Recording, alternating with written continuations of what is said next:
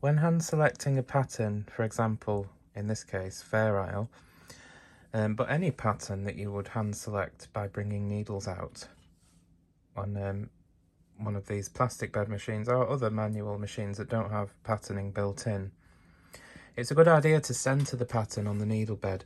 So however wide the pattern is, put half of the amount of stitches on one side of the centre and the other half on the right side of the centre.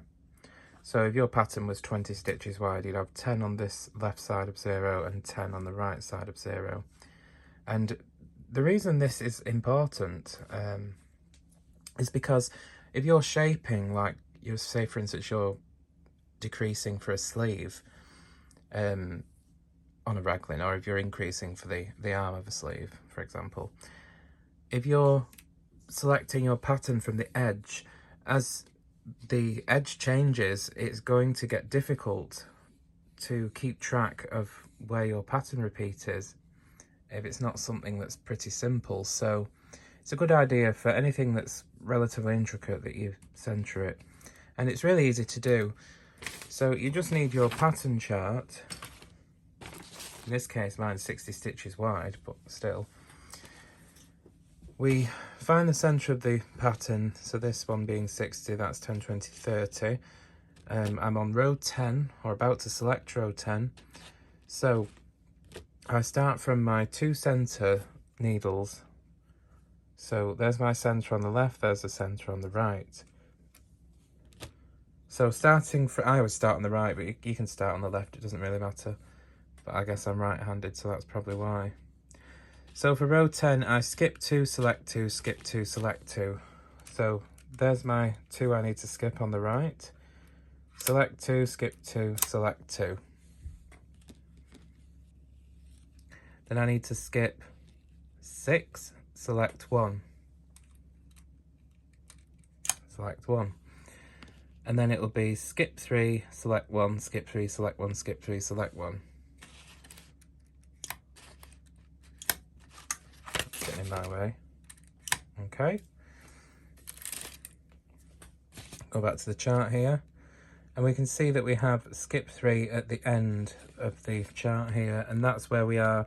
Because the pattern's 60 stitches wide, that last skip 3 on that particular row has ended at 30, and that's correct. That's another way you can tell if you're doing your pattern properly, if you have the correct number of selected or non-selected needles left at the edge of your repeat.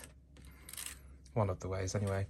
So what do? We've still got needles here. Well, we simply go back to the other side of the pattern, as you can imagine, where it's going to repeat again. On row 10, select 1, skip 3, select 2. So remember we had to skip 3, so select 1, what was it? Skip 3, select 2. I only have 1 left, but there we go. And that finishes the repeat on the needles. Now we go back to this side, and we work up the left side of the repeat. And remember, don't look at the needle butts here and think, oh, I need to start here, because remember, we need to begin on the left side of the centre, so we don't want to include these. That's part of the right side of the repeat. So I'm leaving those and starting here. Sometimes I'll bring the needles out slightly as I'm selecting, because sometimes I'll get carried away and forget. So if I have them just there, just slightly forward, I'll know that there's some significance there. So going back to the left here, I need to select 1, skip 2, select 2. So select 1, skip 2, select 2. Skip 1, select 4. Skip 2, select 4. And then I need to skip 4, 5, 6, 7, 8, select 2. 2, 4, 6, 8, select 2. Skip 3, select 1. And that has ended at needle 30 on the left, so I know that my pattern is correct. And I just go back to the right to finish off this repeat here. Skip 3, select 1. And it would be again skip 3, select 1, but I've run out of needles. So if I have 1 left at the end, I will bring that forward as well, just so it knits plain and keeps the edges neat. As you can see, all my edge there is in one colour. but that's not massively important.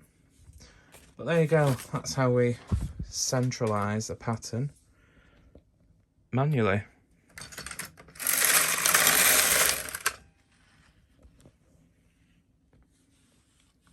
You can see our pattern is forming here. You just start to see the tractor wheels. But there you go.